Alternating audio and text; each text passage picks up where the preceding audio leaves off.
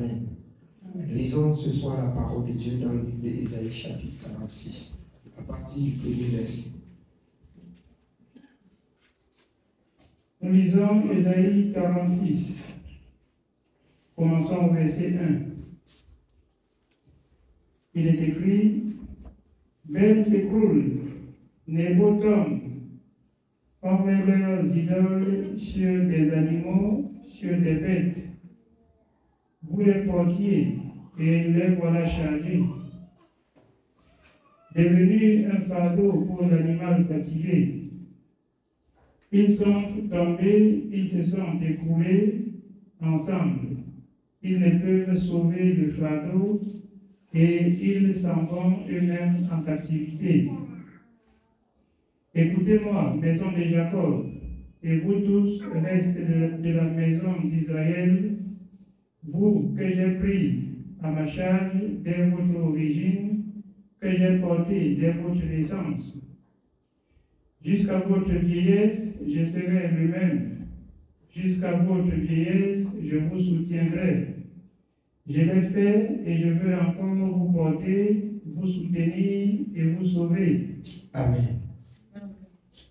Le monde chancelle, le monde tombe, le monde se détruit et ne veut pas se repentir. Mais vous, qui avez été choisis ou appelés par Dieu, ou encore qui avez accepté de servir Dieu, Dieu dit, dès votre enfance. En fait, on ne parle pas d'enfance dans la maison, dans la parole de Dieu, du tout petit nouveau-né. Nous savons que Nicodème a posé la question, naître de nouveau, c'est quoi? Il s'agit de ceux qui sont venus servir Dieu, qui ont changé leur nature de péché à l'obéissance de la parole de Dieu. Vous êtes nés de nouveau. Et à partir de là, Dieu vous porte. À partir de là, Dieu vous conduit. À partir de là, Dieu tient votre main. Il dit, si vous partez ainsi, vous grandissez, il ne peut pas vous abandonner. Vous prenez de la taille, vous vieillissez, il est avec vous pour vous soutenir, pour vous garder et vous porter encore. C'est ce qui fait l'assurance du croyant. C'est ce qui doit donner au croyant de comprendre qu'on doit croire et persévérer. Quand on persévère, on est à l'abri de toute attaque, de toute destruction. Vous comprenez bien, ceux qui fabriquent des idoles, ceux qui portent, ils montent, ils descendent, ils tombent. Et ils ne se posent pas la question, où est mon Créateur? Ils se confient toujours à ces idoles. C'est l'image de nos traditions aujourd'hui. Au village, on comprend, à peine que tel, ça ne va pas. On dit qu'on va faire toutes les traditions, on fait toutes les traditions, ils meurent. On fait toutes les traditions, ça ne va pas. On fait toutes les coutumes, ça ne marche pas. Mais on ne réfléchit pas qu'on peut chercher le Dieu d'Israël pour voir si c'est parce qu'on a abandonné Dieu que ce que nous demandons n'a pas lieu. Mais on multiplie les pensées pour la recherche des traditions et des coutumes. On a réfléchi qu'il y avait un ancien parent, un ancien grand-père, il était allé où on dit qu'il était mort, on n'avait pas trouvé son corps. On dit qu'on va chercher le caillou là-bas qui représente sa tête. Vous-même, le peuple reste insensé. Le peuple reste incrédule. Le peuple reste même, je ne sais pas comment qualifier.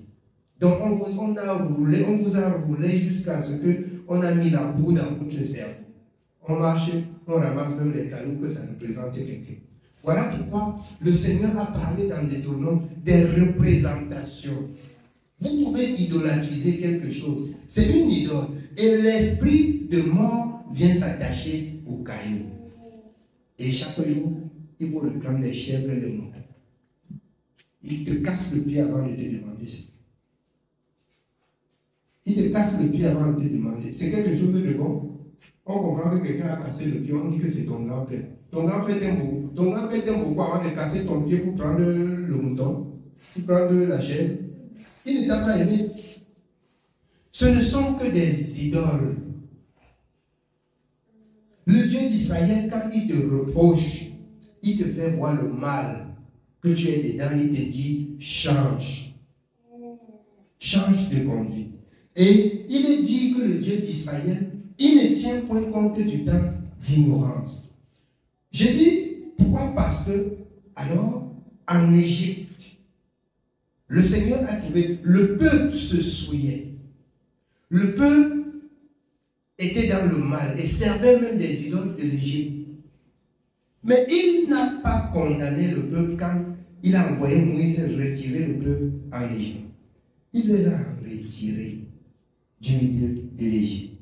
Il leur a mis à part. Il a commencé à donner ses lois et ses ordonnances. Il n'a pas tenu compte de tout ce qu'il faisait au milieu de l'Égypte. Dieu n'a pas tenu compte. Il n'a pas tenu compte. Il a dit, désormais, voilà ce que vous deviez faire. Voilà ce que vous deviez faire. Mais vous voyez, ceux qui ont respecté, ont persévéré, ce sont ceux-là qui sont entrés dans Canaan.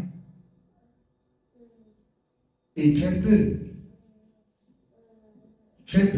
Josué et Caleb, et les enfants âgés de moins de 20 ans. Mais les autres se sont rebellés. Je vous dis encore ce soir, c'est l'image de l'Église aujourd'hui. Pendant que le peuple d'Israël sera nombreux comme le sable de la mer, un tout petit poignet seulement sera sauvé. J'ai pris Dieu qui me donne d'être du nom de cette petite poignée. Dans l'obéissance, c'est dans l'obéissance, bien sûr. Beaucoup de pasteurs vont prêcher comme nous prêchons comme ça et vont être rejetés. Parce qu'on prêche ce qu'on ne peut pas mettre en pratique. Ça ne sert à rien. Ça ne sert à rien. De dire à quelqu'un ce que tu ne peux pas faire. Tu n'auras même pas le courage de le dire. Ne dis pas à autrui, n'impose pas aux gens ce que tu ne peux pas faire. Vous allez dire, le serviteur là, il prêche Dieu, il prêche. Si c'est dur, c'est la parole de Dieu qui est dure, c'est pas moi. Si c'est dur pour vous, vous ferez le choix, comme a dit Josué, soit d'aller servir les idoles, soit de servir Dieu conformément à sa parole. C'est libre. Apocalypse, je rappelle toujours dans Apocalypse 22, que ceux qui se sanctifient, se sanctifient. Que ceux qui veulent pécher aillent pécher. Parce que chacun aura sa récompense. Tu ne peux pas, bien-aimé, vivre dans le péché et attendre à avoir la vie éternelle. Tu ne peux pas te sanctifier aussi et attendre à avoir la récompense de celui qui a vécu dans le péché. Et c'est pas possible. C'est pas possible. Si tu souffres pour garder cette parole, pour espérer à la vie éternelle, tu auras la vie éternelle. Je vous dis, la vie éternelle, ce n'est pas les bonbons qu'on partage. Pour avoir la vie éternelle, c'est un travail. Et un travail dur. Un travail dur. Vous deviez résister au mal. Vous deviez avoir de la haine pour le mal. Vous deviez rejeter tout ce que Dieu a demandé de rejeter. Vous deviez accepter tout ce que Dieu a demandé d'accepter. Sinon, beaucoup sont à l'église, comme il dit dans Jérémie. Ils partent ça et là. Dieu dit que c'est là où il va se souvenir, même des péchés que tu as commis depuis le monde. Il va châtier. Amen. Oui, bien. Nous continuons au verset 5. À qui me comparerez-vous pour le faire mon égal? À qui me ferez-vous ressembler pour que nous soyons semblables? Ils versent l'or de leur bourse et pèsent l'argent à la balance.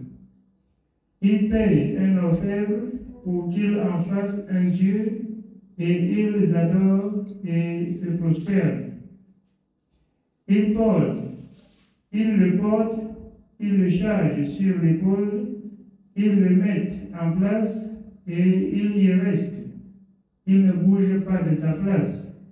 Puis on crie vers lui, mais il ne répond pas. Il ne sauve pas de la détresse. Souvenez-vous de ces choses et soyez des hommes, pécheurs, rentrez en vous-même. Souvenez-vous que les idoles du monde ne parlent pas, ne donnent pas la vie. Les gens sculptent les bois et ils mettent sur le poteau qu'ils adorent et ils disent que c'est leur Dieu. On met les images en face, on se posterne, on dit que c'est Dieu. Souvenez-vous, rougissez, pécheurs, repentez-vous. Voyez que ce n'est jamais la volonté de Dieu. Jean 4. Alors, les vrais adorateurs adoreront le Père en esprit et en vérité. En esprit et en vérité. Dieu n'est pas représenté. Dieu n'est pas représenté. Donc, que ça nous donne de comprendre, bien aimé, encore que le monde, vous voyez, parce que d'aucuns disent, on se pose encore la question que beaucoup de personnes qui font ça, ça veut dire beaucoup de personnes vont aller en enfer. Dieu a dit que beaucoup de ces personnes-là vont aller en enfer. Parce qu'il a parlé dès le matin, personne n'a prêté l'oreille. Personne n'a prêté l'oreille. Si vous ne croyez pas, voyez vous-même combien de personnes sont parties de l'Égypte, combien sont entrées à Canaan. À partir de là, vous pouvez comprendre si tous les pécheurs vont entrer dans le royaume ou pas. À partir de là, vous devez comprendre combien sont partis de l'Égypte, combien sont entrés à Canaan. Vous pouvez bien comprendre. Amen. Oui, bien. Souvenez-vous de ces choses et soyez des hommes, pécheurs, rentrez en vous-même. Souvenez-vous de ce qui s'est passé dès les temps anciens, car je suis Dieu et il n'y en a point d'autre. Je suis Dieu et nul n'est semblable à moi. J'annonce dès le commencement ce qui doit arriver et longtemps d'avance ce qui n'est pas encore accompli. J'ai dit, mes arrêts subsisteront et j'exécuterai toute ma volonté. C'est moi qui appelle de l'Orient un oiseau de proie, d'une terre lointaine un homme pour accomplir mes desseins. Je l'ai dit et je le réaliserai. Je l'ai conçu et je l'exécuterai. Écoutez-moi, gens endurcis de cœur, ennemis de la droiture. Je fais approcher ma justice, elle n'est pas loin. Et mon salut, il ne tardera pas. Je mettrai le salut en Sion et ma gloire sur Israël. Amen. Amen. Que le Seigneur soit béni. En Sion, le salut doit s'étendre. C'est ça la parole de l'évangile que nous écoutons tous les jours. Je vous dis en toute vérité, celui qui veut servir Dieu dans la vérité, peu importe le nombre de temps, Dieu va le visiter.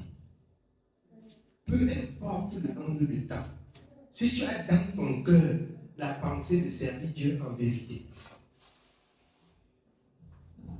même si tous ceux qui sont autour de toi sont injustes, Dieu va créer un passage pour que tu écoutes la parole de la vérité. Dieu va frayer un chemin pour que tu écoutes la parole de la vérité.